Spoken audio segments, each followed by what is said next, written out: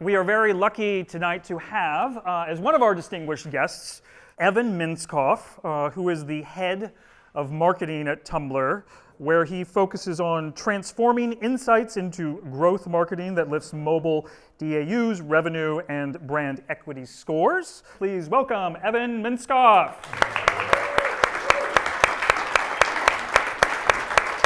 That is a lot of information.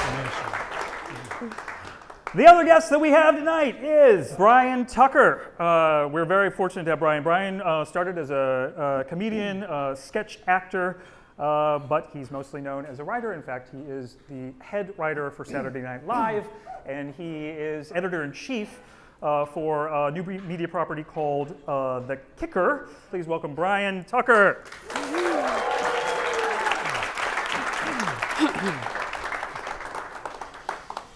All right. How's it going? Good. So, Evan, we'll start with you. Can you just tell me a little bit about, how you got into this space? What led me here is a really nerdy story. Actually, when I was a kid, I was raised by primarily women. So my mom, my aunt, my grandmother used to take me shopping wherever they went. And unlike normal children, I used to focus in on, why is that guy navigating the Williams-Sonoma as he's navigating the Williams-Sonoma? Then have conversations with my mom about the inefficiency of the entry from the Le Pan, being right next to the cash register and how terrible that was for the brand. And over the years, I started to think a lot about why I cared about that. And what I came to the conclusion about was that there is a deeper psychology that weds people to your brand. And that's why I'm where I am now with Tumblr. To connect people over interests and passions and ensure that they can dive into these communities and get diverse POVs on everything from superheroes to social justice. That's amazing. That's a wonderful opportunity. It's something I always focus in on. Very cool. Yeah. And Bryan, your road from stand-up back in the day here to Chappelle and SNL and the Kicker. Tell us a little bit just about that path that got you here. Sure. I should tell you, I'm the guy who writes funny stuff and creates stuff. I don't know a whole lot about brands. I help create this thing called The Kicker, which is a sports comedy, what we call vertical. It's on lots of different platforms. And so I've been working with them for 3 years.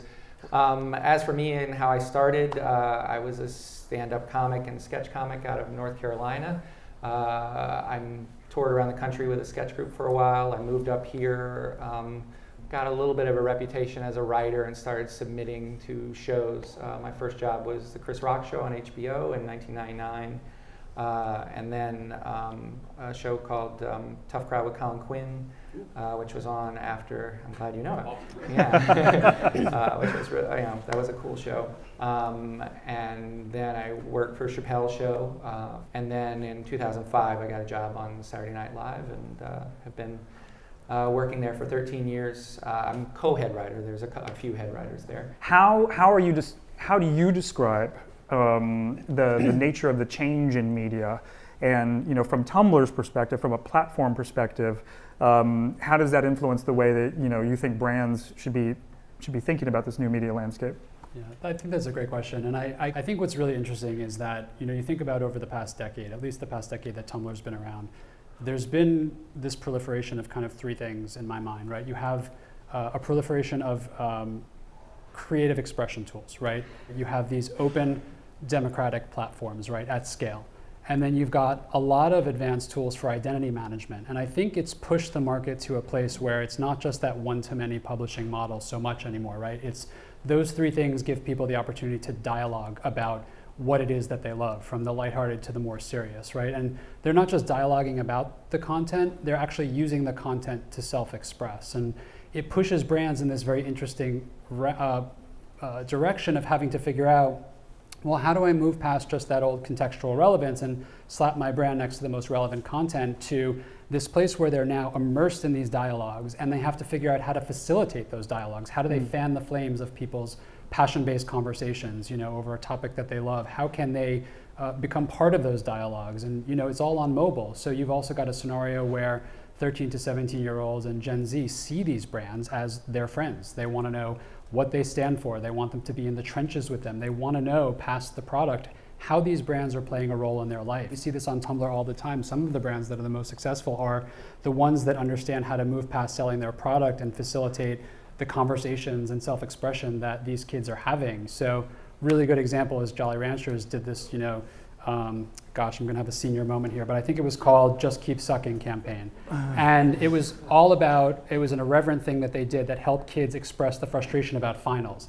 Had nothing to do with the product. It just was these incredibly irreverent memes and things that, that help kids in the dialogues about studying in our Study Blur community. And I think that's the thing to your latter point about, and then I'll shut up, about what does it mean for brands? I think it means figuring out how to get part of the dialogue, how to fan the flames of it, not just ride next to it, and getting in there with the consumers that they serve and knowing what makes them tick, what are they passionate about, and how do I facilitate conversations they're having that may have nothing to do with my brand, but if you think about it, what better way to be more relevant, respected by a consumer, and thought to be different and valuable than to help them self-express in the ways that they love. How have your thoughts changed, or when you recognize these new media platforms, the way that you go about content creation? Yeah, I'm kind of fortunate in that I'm with one of the most old school big tent shows, that are still around. It's been around 43 years. But I also helped start this thing that's, basically goes only after a digital audience. It's very different in terms of what we create. Whereas SNL, our goal is what our boss, Lorne Michaels, says. We play in all 50 states, which means we need to play for everybody. With the kicker, we find that the more specific we get, the more of a passionate following we get. So,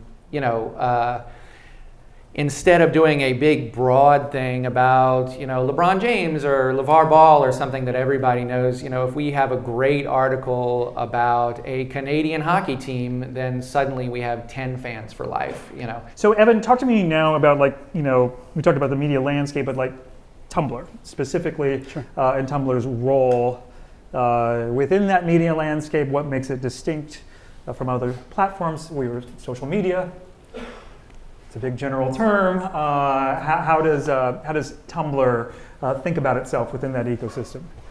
That is a great question. Yeah, I noticed your smile on social media. So yes, all social was not created equal. I guess for us, Tumblr is where your interests connect you to your people, right? Facebook is who your favorite headlines and jokes on Twitter, products you love on Pinterest. These are all incredibly valuable propositions and have very passionate communities behind them. Tumblr is much more about the world's most important passion-based conversations. So we have people here who love cosplay, who are rabid fans of Steven Universe, who are incredibly into the How to Get Away with Murder conspiracy theories and love K-pop and anime. At the same time, there's the other end of the spectrum, which is the social justice end of the spectrum, and really raising Black voices and LGBTQ voices and women's voices, and really pro mental health, erasing mental health stigma. And these are really critical dialogues that people are coming to the platform and having every day, and it runs that spectrum, and that's a very different value proposition than staying linked to your network.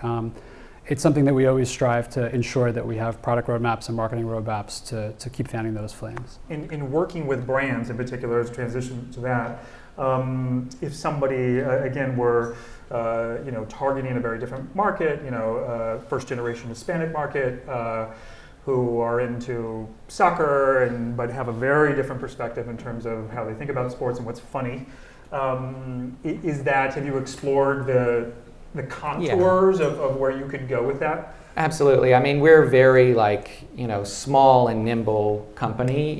We our first order when we work with a brand is we sit down with them and say, it's a partnership together almost no matter what we do. And so yes, writing fun content for MLS soccer, which has a certain demographic audience, is a lot different from writing content for UFC fans. The reason they come to us is because of our basically our talent and our Rolodex. There's people who have been in SNL and people who know how to do, good television comedy. We make a little with a lot. We're we do everything. We're the production company. Right. And so that's the advantage we have, if we have any small advantage. So I'm just going to move forward here to the future here and trying to think about what are some things that you are seeing in terms of the evolution of the social media space and content that's being developed for it. When I think about this, I'm not so much looking, I'm always keeping an eye on the technology that's evolving, but for me, for us at Tumblr, it's consistently about what can we pick up that helps us facilitate the value prop that we have, which is connecting people over interests, right? We know people are here for fandoms and passion-based conversations, and so if there are technologies that, for example, let people step into virtual conversation rooms to talk about last night's Riverdale, or to raise LGBTQ voices in the market, those are the things that we're thinking about. Like, how can we facilitate that value proposition? And the reason that is because that is the motivation that weds people to our brand, right? So lots of people can come out with great self-expression tools. Snapchat's got a lot, Facebook's got a lot, but we can't necessarily chase those. For us, are those things that we would produce relevant to helping people achieving the value prop. So for me, when I look to the future, I'm scanning for technology and marketing and product opportunities that actually help facilitate the reason people date us in the first place. Can I tell you our biggest challenge lately? Please. Is our organic content, the stuff that we produce every day. It used to be that if you had a funny video from Funny or Die or The Onion or whatever, you would send a URL to your friend and they would click on it and they would go to the site. Now, Facebook and YouTube and Twitter and Instagram, but particularly Facebook, are so dominant. People start on those social media sites first. That's their gateway. They dictate what we, and so we find as our relationships are getting better and we're doing better overall, our audience is seeing less of our organic content. I'm going to try a little experiment. We're going to do a little lightning straight talk round. Are you ready? All right, let's do it. All right. Evan, you're up. Favorite brand and why? Oh my gosh, favorite brand and why? I'm just gonna go Williams and Sonoma because I love to cook. Everything about it is amazing. How could you go wrong? Solid. What's your favorite blog? Oh my gosh. Actually, I happen to love the New York Times blog because they'll push out lots of old photos and they'll show you the photo, but then they'll flip to the back of the photo with the editor's old notes and comments and date. So you have the full context, not just of the photo, but in what scenario it was being decided upon. Solid answer there. Brian, favorite brand? Oh gosh, I'm gonna say Pepsi because they've given the kicker a whole lot of money. Very good. Nice. Excellent. Favorite comedian you've written for? Oh wow.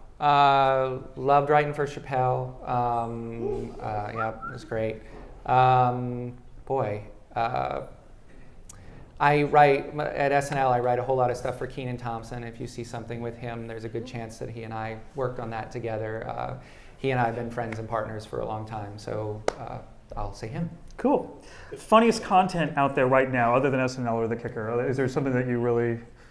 I often like McSweeney's. It's funny, because I work in comedy so often, when I go home, I'm like, no more comedy. Yeah. Shit's not funny, man. It's just Yeah. work. Folks, first, just a round of applause here, too, for our guests here. Thank you so much.